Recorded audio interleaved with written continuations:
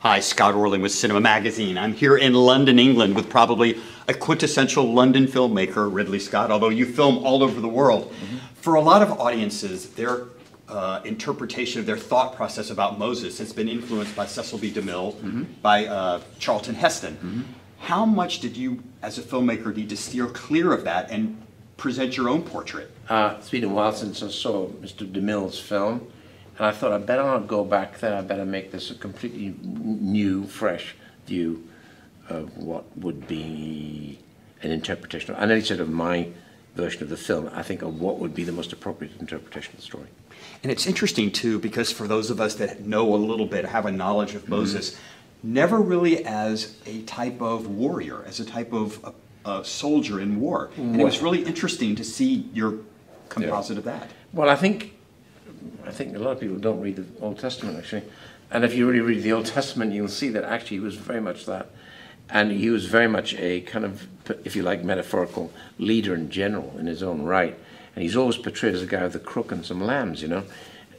He was much more than that. And that's what was fascinating about when I first read the draft that was given by Mr. Chernin, that how little I knew about Moses. And with the end of it, I read the whole thing effortlessly and thought this is a really interesting evolution and should be told.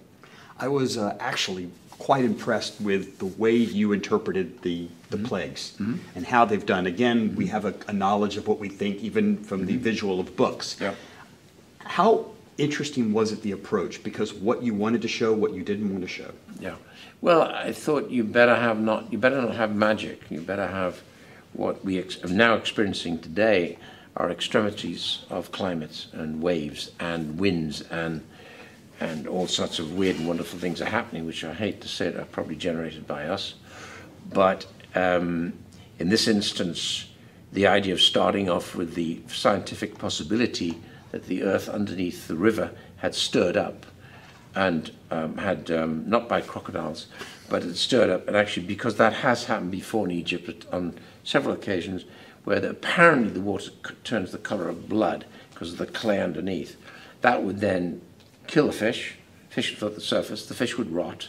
Now you have flies, you have maggots, and then you have frogs escaping because they're amphibians, so they can get out. So you have a mass exodus, and suddenly you have a combination of elements which next produces pestilences and plagues. And a last question for you, Mr. Scott, is obviously this is a great piece of cinematic entertainment, but there's still at the core the discussion of religion. How much do you hope audiences embrace that, or at least facilitate that discussion? Because there's a lot of different thoughts that are going into what this movie represents. I think we try to keep it very understandable and, bad word, not intellectual, but actually the discussion, the argument, I think, happens mainly between Moses and Ramses initially, and then it then perpetuates itself in discussions with his nearest connection with the High and Mighty, and you can still look into that connection, that being, as being how much of that was partly Moses' conscience. Well, congratulations. Actually, a terrific film. Thank you. And this is Scott Orlin. Till next time. Sure.